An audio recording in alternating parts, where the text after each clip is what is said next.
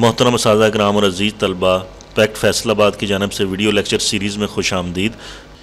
ई series easy notes computer science की book Rana book centre, Al Hasan book centre और Tariq book centre से बआसानी दस्तयाब है।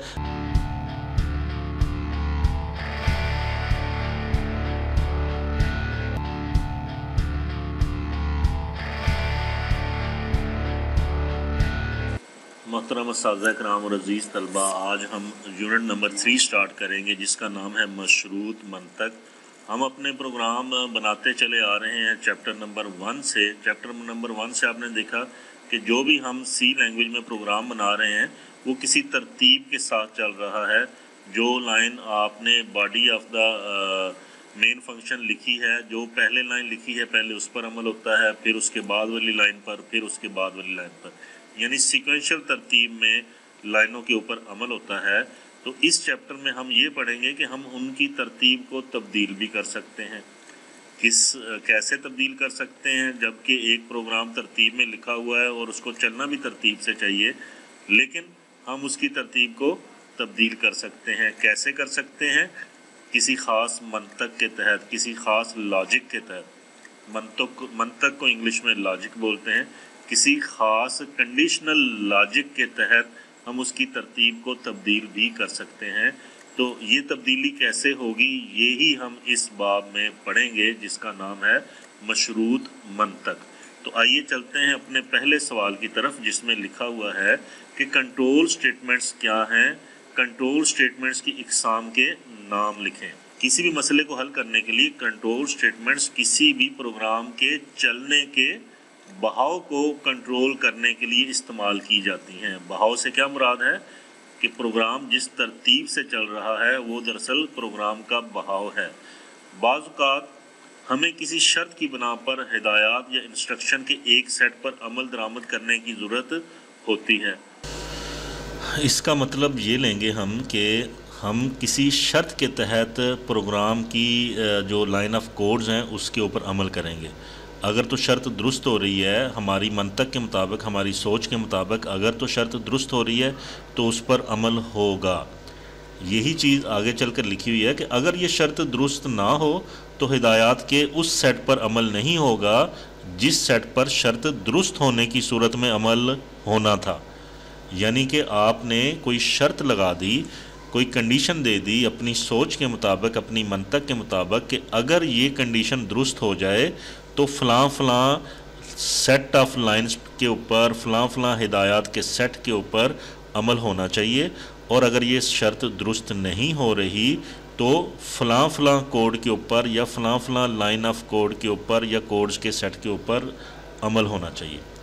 मज़ीद ये कि बाज़ औक़ात हमें कई बार स्टेटमेंट्स के एक हिस्से को ख़ास हद तक दोहराना भी पड़ता है। तो ये सारी बातें हम इस मशरूत मंतक वाले चैप्टर में पढ़ेंगे। तो सी लैंग्वेज में हमारे पास 3 तरह की कंट्रोल स्टेटमेंट्स हैं। कंट्रोल स्टेटमेंट्स नाम से ही ज़ाहिर है, ऐसी स्टेटमेंट्स जिन्होंने प्रोग्राम के चलने की तरतीब को तब्दील करना है। यानी कि शर्त पूरा होने की सूरत में क्या होगा और शर्त पूरा होने की सूरत में क्या होगा। वो तरतीब कहाँ से आएगी? वो तरतीब आपकी दी हुई मंतक के मुताबिक आएगी। जो तरतीब आपने कंडीशन में, शर्त में दी है, उसके मुताबिक सी लैंग्वेज काम करेगी। तो हमारे पास 3 किस्म की कंट्रोल स्टेटमेंट्स हैं। पहली को हम कहते हैं सीक्वेंशियल कंट्रोल स्टेटमेंट्स, दूसरी कंडीशनल कंट्रोल स्टेटमेंट्स, और तीसरी है रेपिटिशन कंट्रोल स्टेटमेंट्स। हम बढ़ते हैं सीक्वेंशियल कंट्रोल स्टेटमेंट की तरफ। तो इसके रिलेटेड जो इसके मुतल्लिका सवाल बनता है, वो पहला सवाल है कि सिलेक्शन स्टेटमेंट्स क्या हैं, हमें सिलेक्शन स्टेटमेंट्स की ज़रूरत क्यों पेश आती है। तो इसका जवाब हाजिर है कि वो स्टेटमेंट्स जो हमें ये फ़ैसला करने में मदद करती हैं कि कौन सी स्टेटमेंट्स को शराइत की बुनियाद पर पहले चलाया जाएगा, वो स्टेटमेंट्स सिलेक्शन स्टेटमेंट्स कहलाती हैं। अज़ीज़ तलबा, स्टेटमेंट्स का मतलब लाइन ऑफ कोड्स हैं, ये याद रखें। जो आपने हिदायत लिखनी है, जो कोड्स लिखने हैं, उनको हम स्टेटमेंट्स भी कहते हैं। वो स्टेटमेंट्स जो हमें ये फ़ैसला करने में मदद देती हैं कि कौन से लाइन ऑफ कोड को या कौन सी कोड की लाइनों को पहले चलाया जाए शर्त पूरा होने की बुनियाद पर। हमारी दी हुई शर्त या हमारी दी हुई सोच के मुताबिक जो शर्त लिखी हुई है उसको पूरा होने पर उसके पूरा होने पर कौन सी स्टेटमेंट्स पहले चलानी है, ये फैसला सिलेक्शन स्टेटमेंट्स में होता है। तो हमारे पास सिलेक्शन स्टेटमेंट्स की दो इकसाम है। पहली स्टेटमेंट को हम इफ स्टेटमेंट कहते हैं और दूसरी को इफ एल्स कहते हैं, और एक तीसरी किस्म भी है जिसको हम इफ एल्स इफ कहते हैं। तो हम पहले बढ़ते हैं इफ स्टेटमेंट की तरफ। इफ स्टेटमेंट क्या है, इसका बुनियादी ढांचा भी हमने बयान करना है इस सवाल में। इफ स्टेटमेंट सी लैंग्वेज में आप इफ स्टेटमेंट के ज़रिए शर्त बताकर इसको एक कोड दे देते हैं कि अगर ये शर्त दुरुस्त साबित हो तो जो कोड आपने मंसूब किया है उसके ऊपर अमल हो, अगर शर्त दुरुस्त ना हो तो उस पर अमल ना हो। इफ स्टेटमेंट के अंदर वाली स्टेटमेंट को टैब के ज़रिए सही तरह से इंडेंट किया जाता है, इससे प्रोग्राम को समझना आसान हो जाता है। इंडेंट जब हम प्रोग्राम बनाएंगे तो मैं आपको बता दूंगा कि इंडेंट किसे कहते हैं, बड़ी आसान सी चीज़ है इंडेंट। तो सी स्टेटमेंट में आपने क्या करना होता है, पहले लिखना होता है इफ़, फिर देनी होती है ब्रैकेट्स। ब्रैकेट्स में आपने शर्त लिखनी है।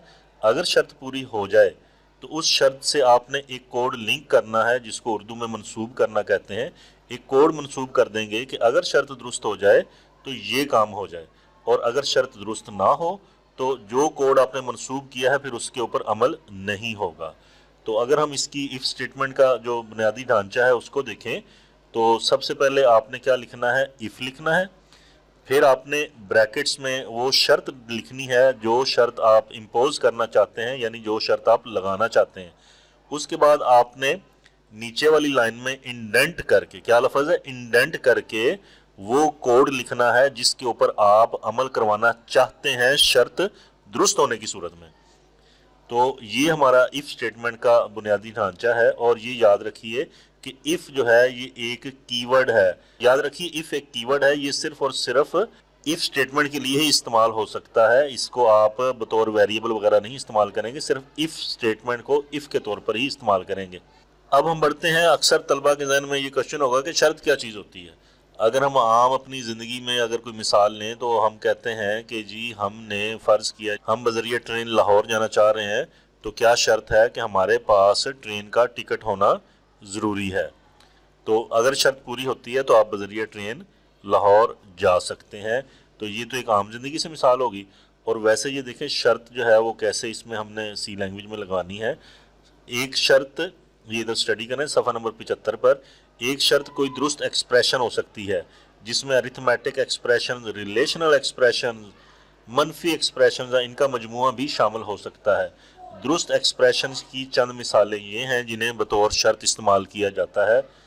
मसलन आप एक एक्सप्रेशन देते हैं 6, ये एक्सप्रेशन अगर आपको दुरुस्त लग रहा है तो इसका जवाब दुरुस्त है। 6 जमा 3, 6 नफ़ी 6, 6 बड़ा है 5 से, अगर वाकई 6 बड़ा है 5 से तो ये दुरुस्त है। 6 बड़ा है 5 से, ये बात दुरुस्त लग रही है। 6 बराबर है 4 के अपनी कदर के हिसाब से, तो ये बात गलत है। 5 बड़ा है 6 से, ये बात, इसके पीछे सॉरी नॉट भी लगा हुआ है। 5 बड़ा है 6 से नॉट, तो ये बात दुरुस्त है कि 5 6 से बड़ा है नहीं, ये बात भी दुरुस्त है। 6 बड़ा है 5 से और 10 छोटा है 9 से, इसमें पहली स्टेटमेंट ठीक है, पहला एक्सप्रेशन दुरुस्त है, लेकिन दूसरा गलत है। तो मजमूई तौर पर ये गलत होगा क्योंकि बीच में एंड ऑपरेटर लगा हुआ है। 6 बड़ा है 5 से और या 10 बड़ा है 9 से, तो ये भी दुरुस्त लग रहा है। तो ये जो है ये ब्रैकेट्स में हम क्या लिख रहे हैं, ये हम एक्सप्रेशन लिख रहे हैं जिनको मैं बार बार शर्त का लफ्ज़ बोल रहा हूँ। ये एक्सप्रेशंस हैं। ये एक्सप्रेशन अगर दुरुस्त होंगे तो समझ लें आपकी शर्त दुरुस्त है। अगर ये एक्सप्रेशन गलत होंगे तो समझ लें आपकी शर्त का जो जवाब है वो गलत वाक़या हो रहा है। तो ये सारे जो हैं ये एक्सप्रेशंस होते हैं। एक्सप्रेशंस को आपने शर्त की शक्ल देनी होती है। अक्सर बच्चे एक्सप्रेशन का लफ्ज़ सुनकर घबरा जाते हैं। एक्सप्रेशन दरअसल क्या है, इजहार है मुतगय्यरात का और मुस्तकिल कीमतों का।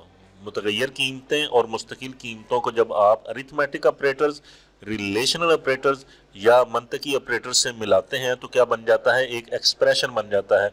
मसलन आप कहते हैं ए बड़ा है 5 से, तो एक मुतगय्यर है और 5 एक मुस्तकिल कीमत है और साथ इसके दरमियान में रिलेशनल ऑपरेटर लगा हुआ है, तो ये मिलकर क्या बन गए, ये एक एक्सप्रेशन बन गए। तो एक्सप्रेशन के लफ्ज़ से घबराना नहीं है। एक्सप्रेशन का मतलब है आपने मुतग़य्यरात और मुस्तक़िलात को मुख्तलिफ ऑपरेटर से आपस में मिलाना है और उनका जवाब आपको पता है या हाँ में आता है या ना में आता है। तो इन्हीं एक्सप्रेशन में आपने क्या करना है, शराइत देनी है। एक्सप्रेशन ही बताएंगी आपकी शर्त लगी शर्त दुरुस्त है या गलत है। कोई भी एक्सप्रेशन जिसकी कीमत सिफर ना हो वो दुरुस्त होती है। जैसे एक्सप्रेशन a = 1 और b = 1 जो है ये एक दुरुस्त एक्सप्रेशन है, लेकिन जब आप c = 0 लेंगे तो ये गलत एक्सप्रेशन है।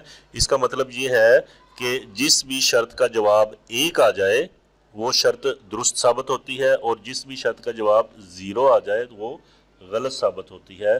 तो अगर हम इस बात को मद्देनज़र रख लें तो हम अपनी शर्त, जिसको शर्त भी कहते हैं, कंडीशन भी कहते हैं, उसका अंदाज़ा लगा सकते हैं कि ये दुरुस्त हो रही है या गलत हो रही है। अब शर्त दुरुस्त होने की सूरत में इसके साथ जो मंसूब करदा कोड है उसके ऊपर अमल होगा। आप ये ज़रा गौर करें, एक इसका फ़्लो चार्ट बनाया गया है। इफ़ स्टेटमेंट का फ़्लो चार्ट, सबसे पहले स्टार्ट लिखा गया है, यानी प्रोग्राम स्टार्ट हो गया मेन फंक्शन से। उसके बाद आपने इफ़ लिखा और साथ कंडीशन दे दी, शर्त दे दी। अगर तो शर्त दुरुस्त हो जाए, ट्रू की तरफ हम चले जाते हैं, तो इसके साथ जो एसोसिएटेड कोड है यानी इससे मंसूब करदा कोड है, शर्त दुरुस्त होने की सूरत में उसके ऊपर अमल होगा। और अगर शर्त जो है वो फाल्स की तरफ चली जाती है यानी गलत की तरफ चली जाती है तो इसके साथ जो मंसूब करदा कोड है उसके ऊपर अमल नहीं होगा। तो ये फ्लो चार्ट जो है अजीज तलबा, जब आपने एग्जाम में अगर आपके पास फ्लो चार्ट आ जाता है तो इसको बनाना बड़ा अहम होता है।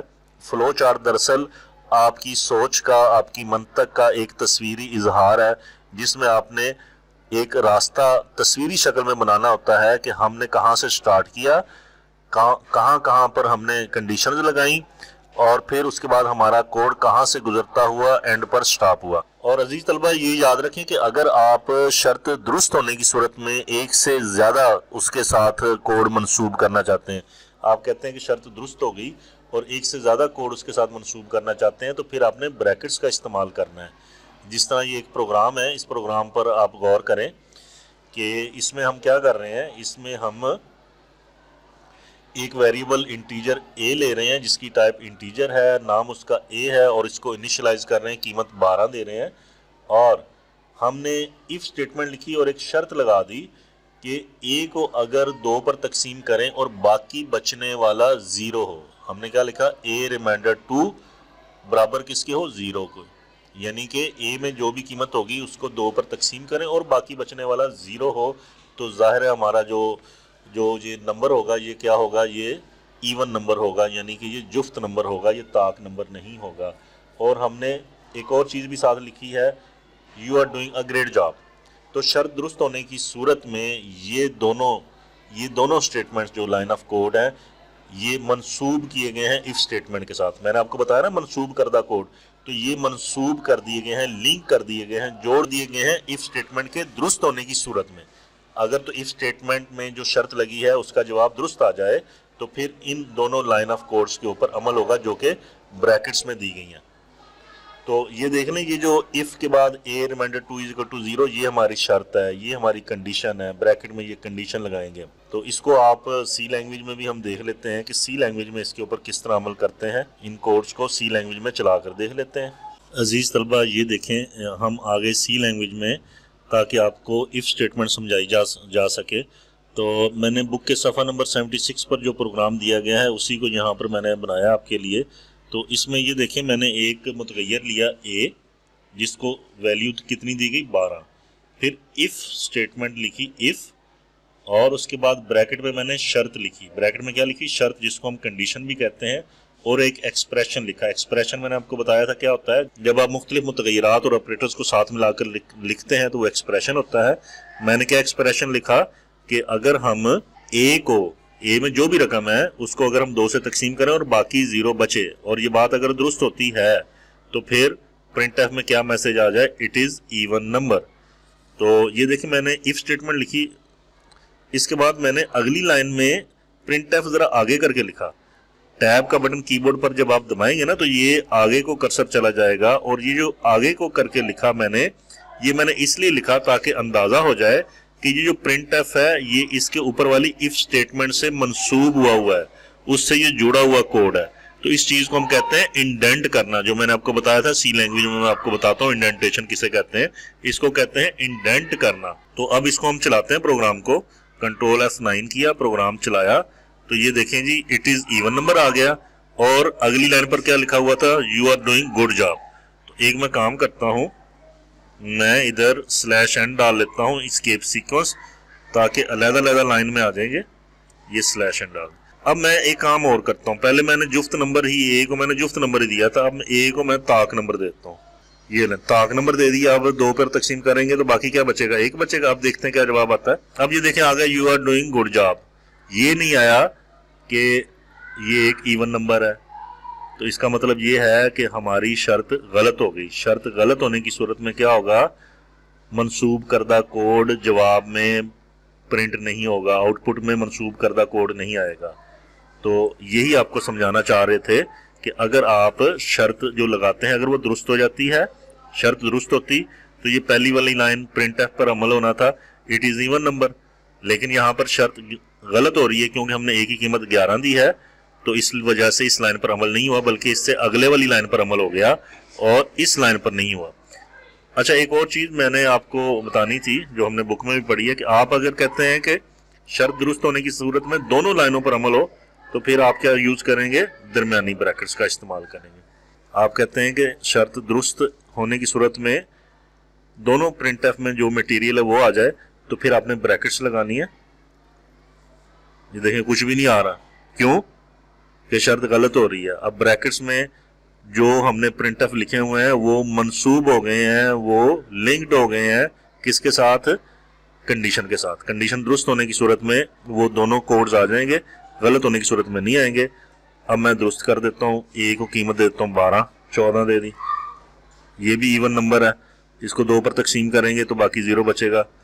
तो ये देखें शर्त दुरुस्त होने की सूरत में जो उसके साथ मंसूब करदा कोड थे वो हमें रिजल्ट स्क्रीन पर आ गए। तो आज तक के लिए इतना ही, मिलते हैं अगले वीडियो लेक्चर में। पैक्ट फैसलाबाद की जानिब से अल्लाह हाफिज।